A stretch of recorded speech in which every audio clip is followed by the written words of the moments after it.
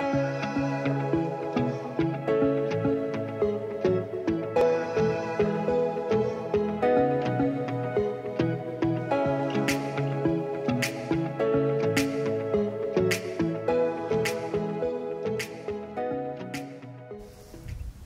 everyone, I'm Dr. Narayan Sarma, Assistant Professor, Department of Environmental Biology and Wildlife Sciences, Cotton University.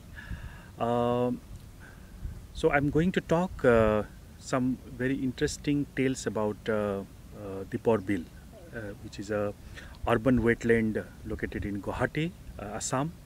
And I have been working in this region for last couple of years, so trying to understand the various issues related to wetland, particularly Deepor Bill.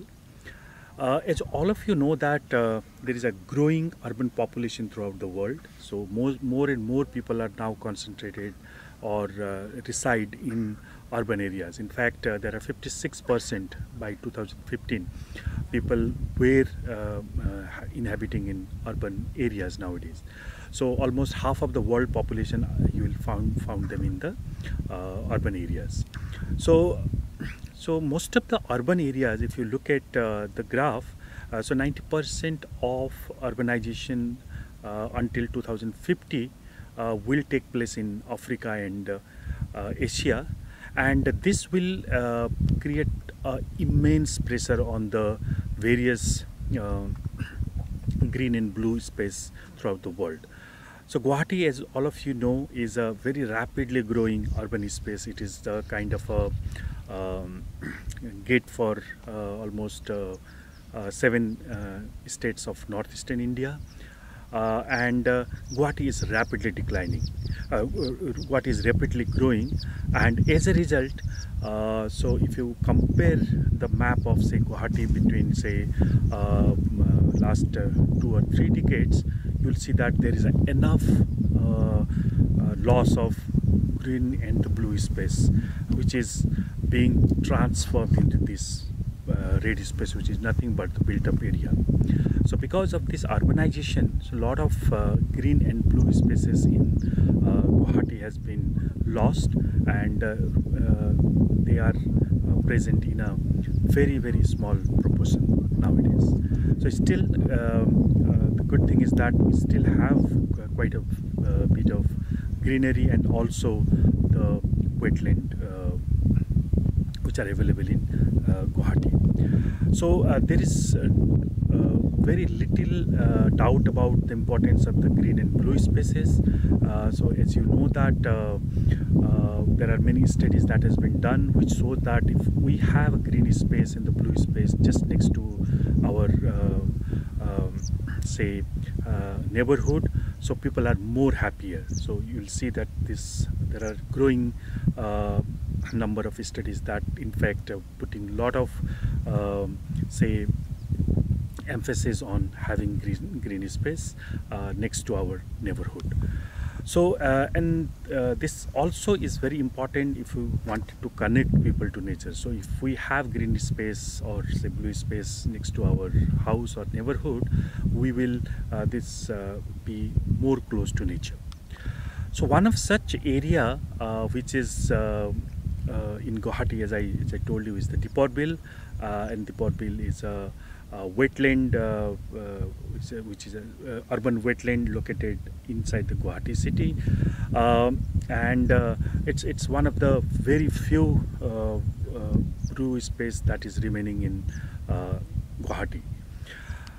So in order to understand what are the major ecosystem services that Deepor Bill is providing to Guwahati, so we did a extensive study on this aspect, and we found that Deepor Bill has been very important source for food. For example, from centuries the people of this region has been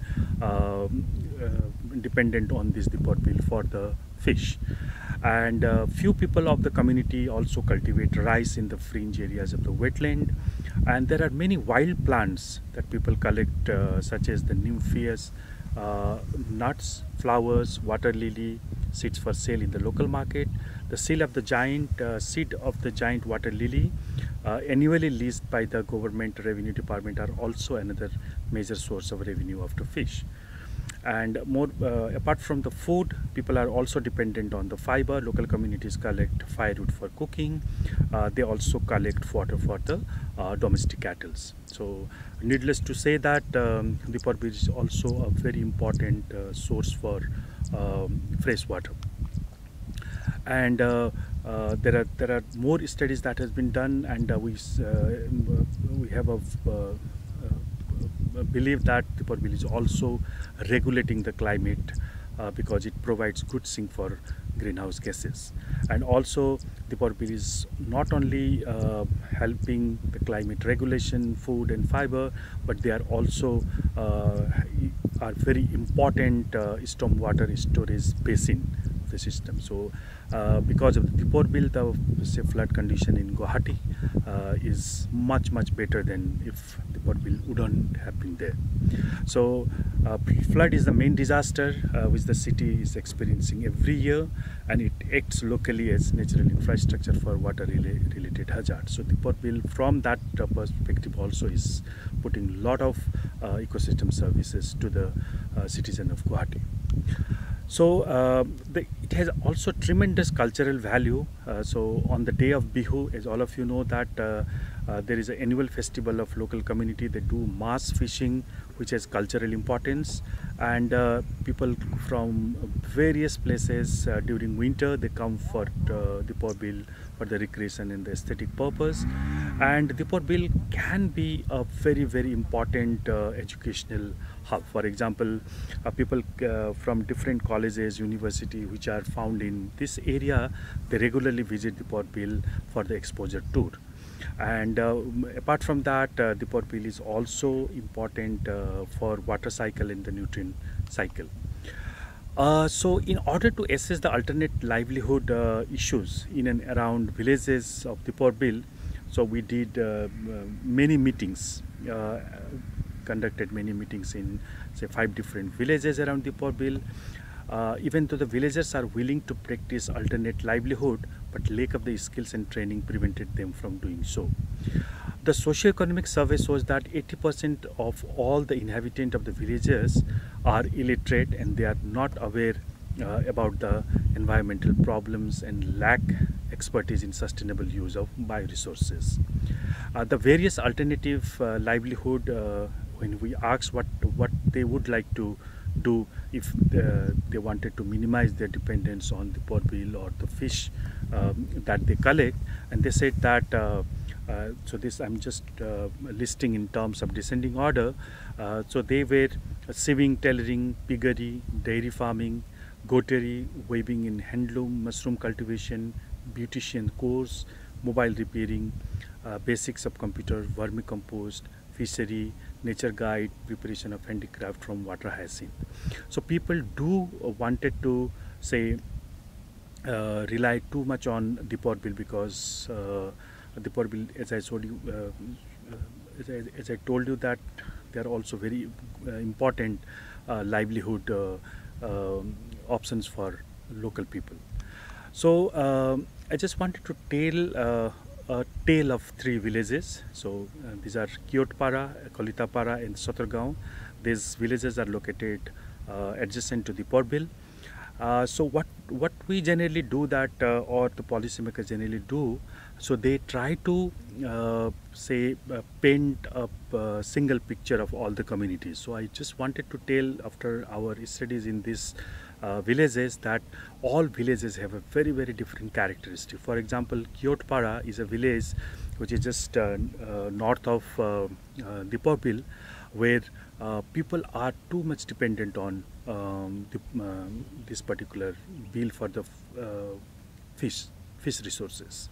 So in fact they have been fishing in this area for close to 1 century. When I interview some of them, and some of the villagers within that Kiotpara are also exclusively dependent on Dipar Bill. So if they do not fish and they do not have any other source of revenue. Whereas in Kolitapara is just next to Deepar Bill, but compared to Kiotpara, they are engaging in some other activities. So, but the reliance on the Deepar Bill is much lower than say the Kiotpara. Whereas Satargaon, which is a village which is in the middle of the Rani Reserve Forest, are hardly say dependent on Deepar Bill. So not directly, maybe they are also dependent on indirectly to Deepar Bill resources. So you can see that within Deepar Bill area, so there are different villages and there are different level of dependency on the Deepar Bill resources, and I think we should be really pay close attention to identify the villages which are going to be affected if we completely ban fishing in Deepar Bill. I think that's why it's a mosaic of different villages. I think we need to actually understand the various socio-economic conditions of people before we initiate any conservation program in this.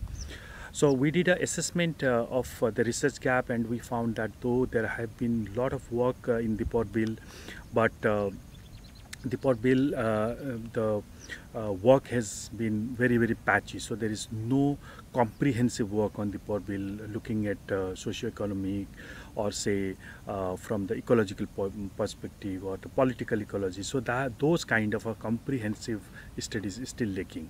So in fact what Deepar Bill needs, so our studies found that the long-term monitoring mechanisms of biodiversity and environment of the bill is very essential. So we do not have any long-term studies on even on the some ecological parameters such as the arrival of birds or departure of birds, or so how many migratory birds came into this bill. So rather than a piecemeal research, I think there is a need for a long-term monitoring mechanisms that we need to do in this Deepar Bill. And alternative livelihood for the locals who dependent exclusively on the Deepar Bill for their livelihood. This would be a very prudent move, or rather this will be the most important move if we wanted them to not to rely too much on Deepar Bill.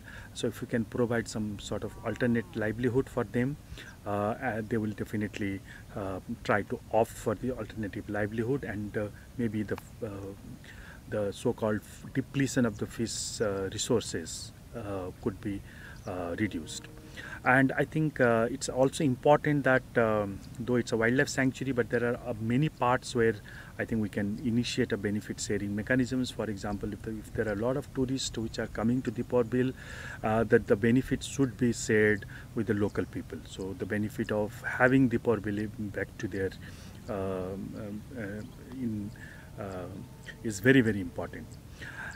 And there is a need for productive collaboration between the NGOs, academicians and the government. So having said this, that NGO alone or government alone or the community alone cannot fulfill all these important needs. So there should be a collaborative effort.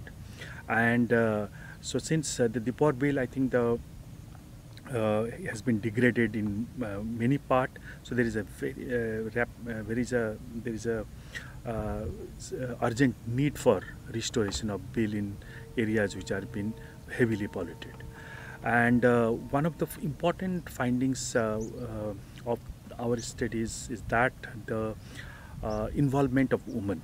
So I think because women generally constitute almost the 50% of the population, so I think their participation in the decision making and is very important if we really want to conserve Deepar Bill for in a long run. So I'd like to end this talk by saying that Deepar Bill has been it's not like this is the first time that this study has been done. There are many studies that has been done, but I think Deepar Bill is slowly and surely, if not checked, it's going to be just another tragedy of the common. So there are many people who really wanted to save Deepar Bill, who really have that zeal, but I think when it comes to implementation of the work, so we are failing very tragically. So there are many such examples in Deepar Bill. If you talk to the local villagers, and I'm sure that some other deliberation will highlight this aspect. But I think there is a really an urgent need to protect this bill. So if you really want to make Guwahati as a smart city, which is one of the vision of the present government, to make the Guwahati as a smart city, and the smart city cannot build just it's not just a city with the concrete, but I think there should be enough green in the blue space, and then only I think it will be a sustainable Guwahati can be considered as a sustainable city. So thank you so much for giving me this opportunity to share my thoughts on Deepar Bill, and I wish all of you a very happy World Wetland Day 2021. Thank you.